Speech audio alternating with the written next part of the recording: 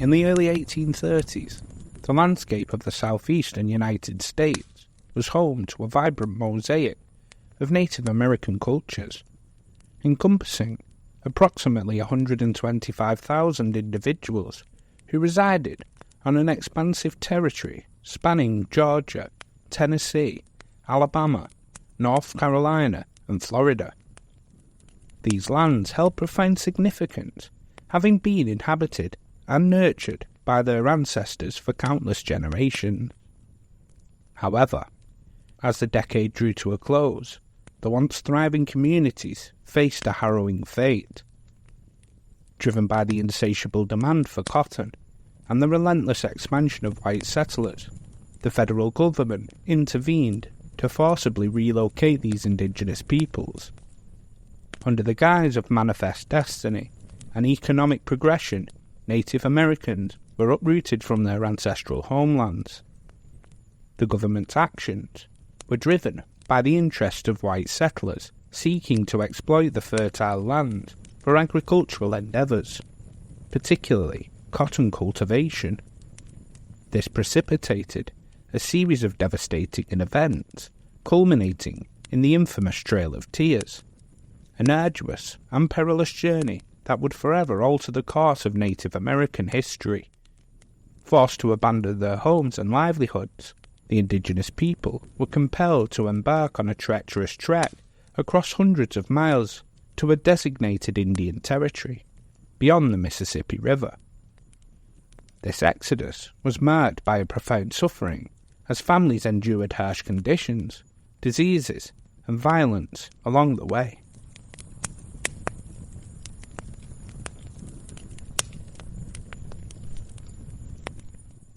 Hi everybody and welcome back to the Dark History Podcast, where we explore the darkest parts of human history. Hope everybody is well. I'm Rob, your host as always. Welcome to Season 3, Episode 10, Shattered Homeland, exploring the Trail of Tears. I can't believe we're already at Episode 10 for this season. Time is absolutely flying. A few quick housekeeping points before we start. I will be going on holiday when Episode 11 is due out, which I think is around the 27th or 28th of May. I'm hoping I can get it researched, written and recorded in time, but if not, it will be out the following week. Also, I recently updated the show's logo, and I've added a text link into the show's description. This is to make it easier for you guys to speak to me. Tell me what you like or dislike about the show, give me pointers on how I can improve your entertainment, give me suggestions on topics you would like to listen to, or just say hi. Don't worry, I've tried it myself, and neither your number nor my number is visible. Anyway, without further ado, please turn off those lights, sit back, and relax next to the fire for more dark history.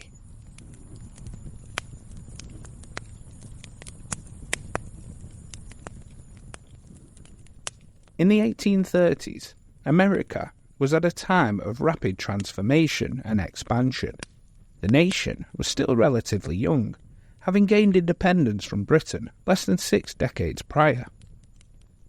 Manifest destiny, the belief in the inevitability of America's expansion across the continent, was the driving force shaping the country's ethos. Economically, the United States was transitioning from an agrarian society to one increasingly driven by industrialization.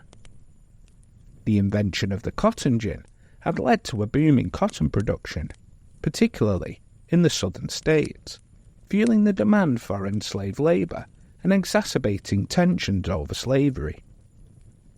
Socially, the nation grappled with issues for race, class and gender inequality, while movements for abolition and women's rights began to gain traction, but they faced staunch opposition from entrenched power structures.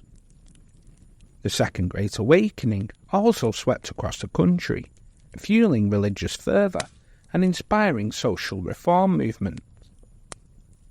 Politically, the era was marked by the presidency of Andrew Jackson, whose populist policies and expansionist agenda left a lasting impact. It was Jackson's administration that pursued the policy of Indian removal, while white Americans, particularly those who resided on the western frontier, often harboured a deep-seated fear and resentment towards the Native American populations they encountered. The indigenous people seemed to embody an unfamiliar and alien presence, occupying lands coveted by white settlers who believed they were entitled to them. In the early years of the American Republic, certain officials, including President George Washington, proposed a solution to what they perceived as the Indian problem. This approach, commonly referred to as the Civilization Campaign, aimed to assimilate Native Americans into mainstream American society.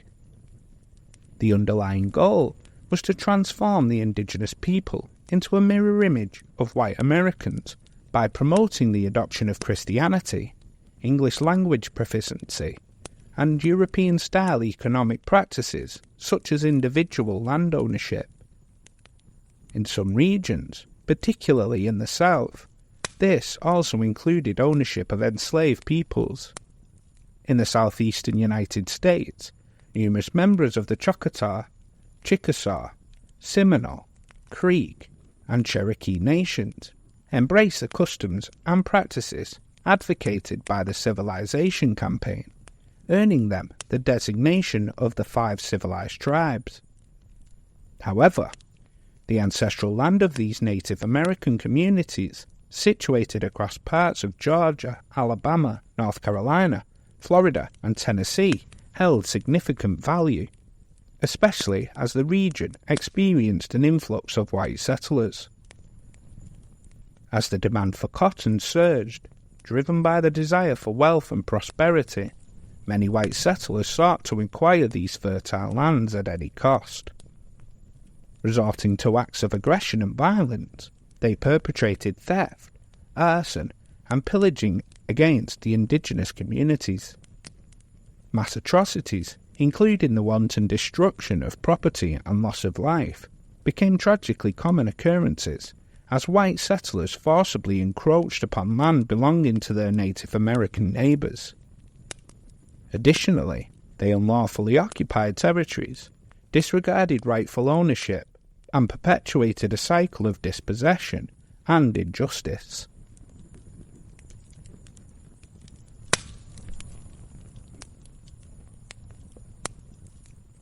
The Cherokee Nation had made a significant effort to assimilate into American culture and society. Many of them had adopted Western fashion and given up their ancestral practice of hunter-gatherer lifestyles and pursued a more agricultural life. During this time, literacy rates among the nation rose, and in the 1820s, the Cherokee adopted a formal government with a written constitution. Nonetheless, the prevailing sentiment in Georgia favoured expelling the Cherokee. Simply put, the land the Cherokee called home had become too valuable. At first, the cultivation of cotton rocketed its value, followed by the discovery of gold in 1829. The state government took jurisdiction from the Cherokee, annulling the nation's laws, annexed the land, and began distributing the plots by lottery. President Andrew Jackson had long championed a policy he termed Indian removal. During his tenure as an Army general, he orchestrated ruthless campaigns against Native American tribes, including the Creeks in Georgia and Alabama, and the Seminoles in Florida. These military offensives resulted in the transfer of vast swaths of land from indigenous nations to white farmers, fundamentally altering the territorial landscape. Upon assuming the presidency, Jackson persisted in his advocacy for Indian removal. In 1830, he enacted the Indian Removal Act, granting the federal government's authorities to facilitate the exchange of native-held land in the cotton-rich regions east of the Mississippi for territories located to the west within the designated Indian colonization zone acquired through the Louisiana Purchase. Notably, This Indian territory would eventually become present-day Oklahoma. While the law ostensibly mandated fair, voluntary, and peaceful negotiations for removal treaties, ensuring that the native nations were not coerced into surrendering their ancestral lands, Jackson's administration frequently flouted these provisions. Rather than adhering to the spirit of the law, President Jackson and his government often employed coercive tactics, compelling Native Americans to abandon their land they had inhabited for countless generations. State governments actively participated in the concerted effort to expel Native Americans from the South, enacting legislations that curtailed Native American sovereignty and rights while encroaching upon their territorial boundaries. Several states joined forces in a campaign of displacement. A pivotal moment in the legal battles over Native American rights came within the landmark case of Worcester v. Georgia, 1832, where the U.S. Supreme Court challenged these discriminatory practices, affirming the sovereignty of the native nations. The court declared that the law of Georgia and other states held no authority within their territories. However, despite this legal victory, the mistreatment of Native Americans persisted.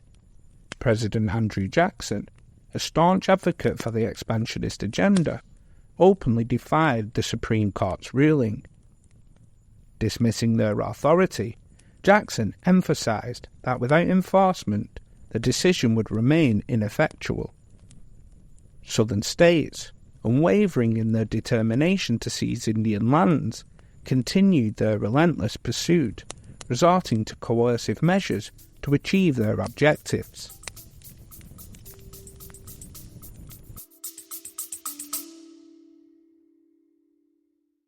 Bloody FM presents Hometown Ghost Stories, a paranormal podcast that investigates a new town every week, bringing you all the hauntings, from haunted houses to castles, bridges to asylums, wandering spirits to demons. Over 100 episodes covering different towns all over the world. Tune in to Hometown Ghost Stories live on YouTube every Tuesday night at 9 p.m. Eastern or on any podcast platform and find out if your hometown is haunted.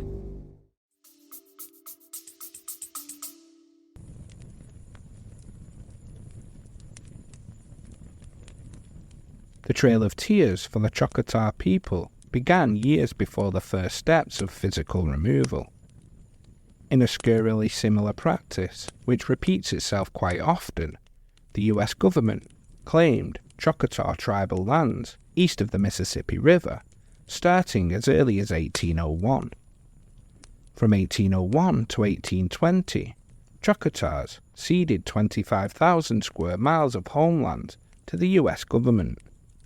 The Treaty of Dancing Rabbit Creek negotiations in 1830 were full of deceit and coercion. Choctaw leaders were told their remaining homeland would be taken from them whether they signed the treaty or not. Choctaw leaders were warned that if the treaty was not signed, the United States would seize Choctaw land. The US military would destroy any resistance, and the Choctaw people would be moved west by force. According to the United States government, Choctaws would be destroyed.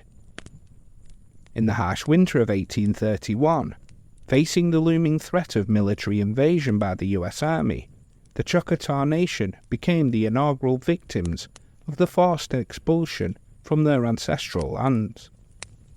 Forced to embark on the arduous journey to the designated Indian Territory, many Choctaw individuals were subjected to dehumanizing treatment, with some even shackled and compelled to march in double file. Lacking essential provisions and deprived of government assistance, they commenced their trek on foot, enduring unimaginable hardship along the way. Tragically, the toll of this forced relocation was staggering. Approximately 15,000 Choctaws made the trip between 1831 and 1833. 1/4 to 1/3 perished from disease starvation, exposure, and murder. Described as a trail of tears and death by one Choctaw leader in an Alabama newspaper, the migration represented a harrowing chapter in the nation's history. This continued for the Choctaws for 70 years. The last wave of the Choctaw Trail of Tears occurred in 1902 and 1903. Some of these individuals were brought to Ardmore, Oklahoma, by Euro-American speculators who intended to sell them into slavery. Many died from their mistreatment. Throughout the first half of the 1800s, the United States attempted to force the Seminoles off their land and move them to the designated Indian Territory, modern-day Oklahoma, as part of the Trail of Tears. Most Seminoles refused to leave voluntarily, and the United States military invaded Seminole homeland to enforce removal. Thousands of Seminoles surrendered and were captured or killed in the fighting. The United States officially split the military engagement with the Seminoles into 3 different wars. The First Seminole War lasted from 1816 to 1818. The Second Seminole War lasted from 1835 to 1842, and the Third Seminole War lasted from 1855 to 1858. As a result of the Seminole Wars, the surviving Seminole Band of Everglades claimed to be the only federal recognized Indian nation which never relinquished sovereignty or signed a peace treaty with the United States. The relentless progression of the Indian removal persisted, culminating in the expulsion of the Creek Nation from their homeland in 1836. The U.S. stepped up efforts to coerce the Creek chiefs to sign a treaty for their removal to the Indian Territory and to cede tribal land in Alabama. According to the treaty, families could stay on their remaining allotted lands, sell their allotments, or move to the Indian Territory, where they were promised that they could live in peace. Those who chose to stay in Alabama were subjected to violence by American settlers, who invaded their farms and villages, raped their women, and violently attacked their families until they were driven from their homelands. Swindlers, with the support of the government, also fraudulently took land from these families. At the end of the Creek Wars, about 2,500 Creeks, including several hundred chained warriors, were marched on foot to Montgomery and onto barges which were pushed down the Alabama River, beginning their forced removal to a new homeland in the Indian Territory. About 4,000 Creeks were moved to concentration camps in Mobile, Alabama, in March of 1837, supposedly for their own protection. However, mobs from Alabama and Georgia broke in and ransacked the camps, raping, killing, and enslaving. Some of the Indians fled into the nearby swamps, only to be hunted down by the Alabama militia. 8,000 had apparently died. Also, of the 15,000 Creeks who had made the trek to the Indian Territory, more than 3,500 perished. The Chickasaw removal in 1837 was the least traumatic due to the foresight and skilled negotiation practices of the Chickasaw leaders. This led to the favourable sale of Chickasaw land in Mississippi. This allowed the Chickasaw Nation, unlike other tribes, to pay for their own removal. Chickasaw families were met with hardship and death along the trails, travelling hundreds of miles in extreme cold and heat. However, Chickasaws suffered less than other tribes because they controlled their departure and chose favourable seasons to travel. This undoubtedly saved many lives that otherwise would have been lost. Chickasaw families continued to arrive in the Indian Territory up until the 1890s.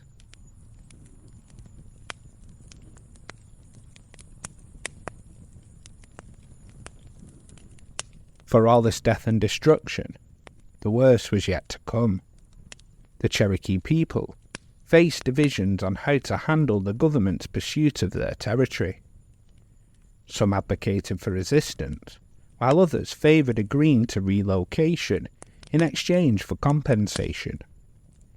In 1835, a small group negotiated the Treaty of New Echota, ceding Cherokee land east of the Mississippi for $5 million and relocation assistance. However, the majority of the Cherokee felt betrayed as the negotiators lacked the proper representation. The Cherokee National Council voted to reject the treaty in 1836, considering it fraudulent. The initial relocation of approximately 2,000 Cherokee, including men, women and children, divided into 4 groups, occurred voluntarily in 1837 and early 1838. They travelled westwards by boat, navigating the Tennessee, Ohio, Mississippi and Arkansas rivers, completing the journey in as little as 25 days, with fewer than 24 deaths. However, conditions deteriorated significantly for those forcibly evicted from their homes by 7,000 federal troops under President Martin Van Buren's orders. Beginning on May 26, 1838, soldiers, led by General Winfield Scott, rounded up the majority of the Cherokee, along with 1,500 slaves and free black people, coercing them to abandon most of their possessions. Scott and his troops forced the Cherokee into stockades and internment camps at bayonet point, while his men looted their homes and belongings. Due to poor sanitation of the internment camps, deadly diseases such as whooping cough, measles, and dysentery spread among the Cherokee. In June of 1838, 3 military-guided migrations commenced from present-day Chattanooga, Tennessee, heading westwards via land and water routes. At gunpoint, the Cherokee were loaded onto boats, with accommodations described as scarcely better than those for swines bound for market. The stifling summer heat and severe drought led to scarcity of drinking water for both people and horses, resulting in over 200 deaths in the 3 military-led expeditions, compared to only 21 in the 4 voluntary migrations. The extreme temperatures necessitated the suspension of the relocations. When they resumed in the fall, General Scott agreed to allow the Cherokee to oversee the remainder of the exodus. According to the agreement, the remaining Cherokee were organized into 13 groups of approximately 1,000 individuals each, led by Cherokee conductors. Federal soldiers were relegated to observe, while the Cherokee police force maintained order. These Cherokee-managed migrations were primarily land crossings, averaging 10 miles a day across various routes. Some groups, however, took more than 4 months to make the 800-mile journey. The 3-mile-long Cherokee caravans required days to make river crossings and included 1 wagon for approximately every 20 people. Scott's summertime delays caused the Cherokee to march into the teeth of one of the worst winters on record. Ice flowing down the Mississippi River made it too treacherous to cross, forcing the Cherokee to camp and sleep in the deep snow and ice for weeks at a time. One group took nearly 3 months to cover 65 miles in southern Illinois, between the Ohio and the Mississippi rivers. The dysentery and diarrhea that tore through the campsites and the harsh winter condition claimed the lives of many, particularly children and the elderly, who were buried in makeshift graves along the way. Historians estimate that more than 5,000 Cherokee died as a result of the journey. The last of the Cherokee completed the Trail of Tears in March of 1839. Decades later, a Confederate soldier who participated in the forced migration recalled, "I fought through the Civil War and saw men shot to pieces and slaughtered by the thousands, but the Cherokee removal was the cruelest work I ever knew."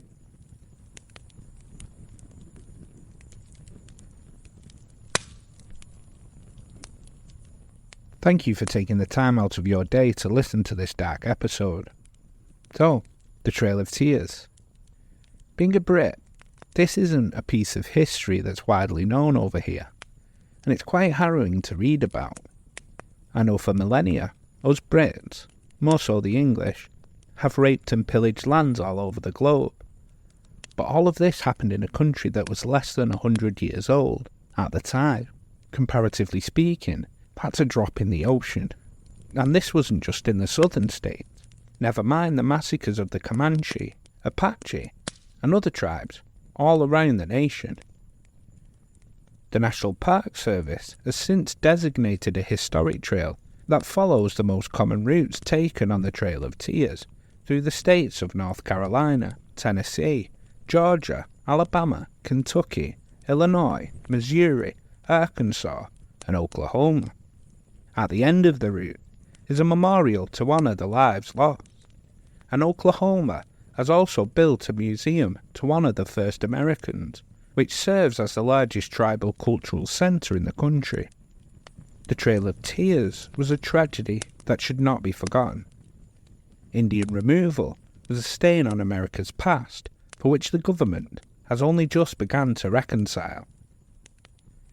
Anyway, if you could please drop a review on the show, it really does help the podcast out. The more reviews, the more the algorithm pushes the show out there. If you think friends and family may be interested in the podcast, then share it with them. Links to all socials are below. I know adverts can sometimes be a pain, but if you would like ad-free episodes, the link to the show's Patreon is also below. The Patreon is only for people who want to support the channel, but you don't have to. As always, if you've been listening for a while and are not subscribed, please do that. In that way you never miss an episode. So with all that out of the way, thank you again for listening. Join us next time for our next episode as we delve into another event and more dark history.